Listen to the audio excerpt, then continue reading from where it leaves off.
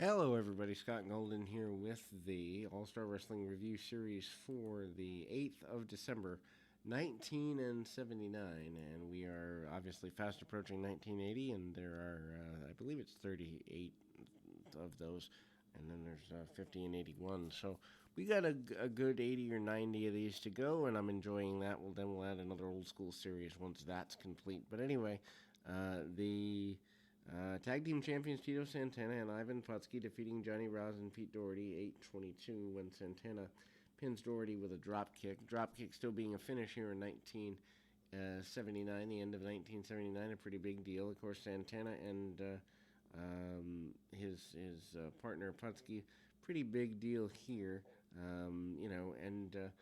Seeing the tag team champions in regular action, again, a pretty big deal.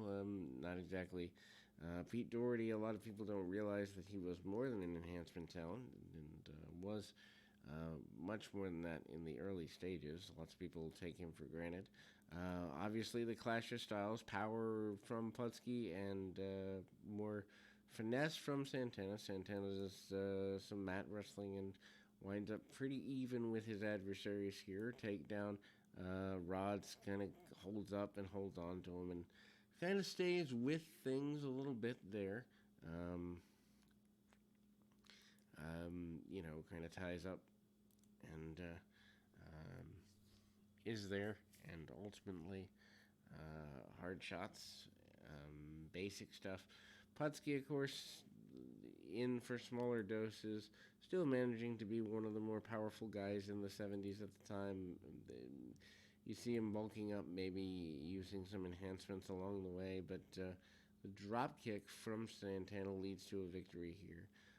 Valentine, who had been here, pretty well gone by this point, does come back through in about 82, I believe, for a little while.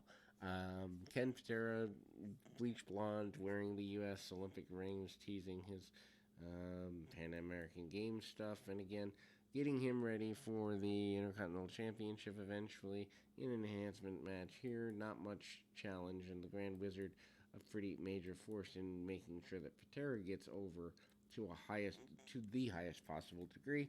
Headlock, head scissors, and basic stuff by Patera. Patera also fantastic at interworking with the crowd when needed.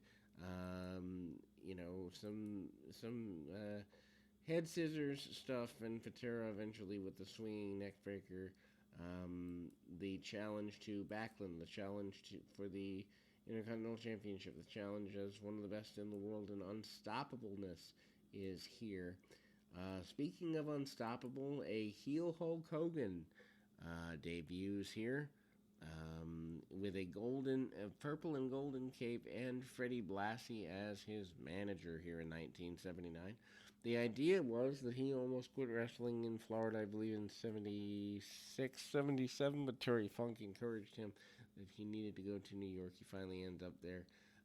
Blassie in a peach suit, pretty intense there. Hogan with a enhancement series of matches, and he continues to do a lot of that throughout the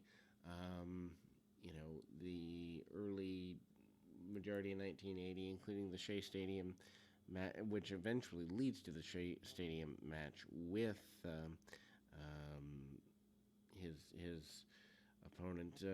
157, Hogan actually uses the leg drop, but not as a finish here on this particular edition, using the bear hug as a finish against Frank Williams in under 2 minutes. Then we go to Larry Zbyszko having more of a competitive match with Jose Estrada, 649. Zbyszko still seen as a larger star than many of the other stars in the area because of his involvement with Bruno Sammartino. Fans kind of booing him a little bit, although you don't hear it very much. There are smatterings of it. And if you know to watch for it, you begin to see a little bit of Larry kind of being a little too clean cut. Very basic match. Larry coming out ahead with the right amount of punch kicks, striking, and also some mat-based stuff. Headlocks, head scissors takeover, working the head, controlling the body, trying to get pinfalls, and Larry eventually does get a cradle and a victory. Larry's been around for a couple of years as the protege of Bruno, and Bruno continues to endorse him as the future of the WWF at the time. Tony Atlas is here, and I believe what is his certainly his first foray on this program, but maybe even first television foray. I don't know if he's been on Championship Wrestling before now, but he is in an enhancement match and manages to use everything from and not limited to the press slam and other things. A couple of body slams, and Tony Atlas in about 3.5 minutes gets a victory here, and we'll be back with more right after this.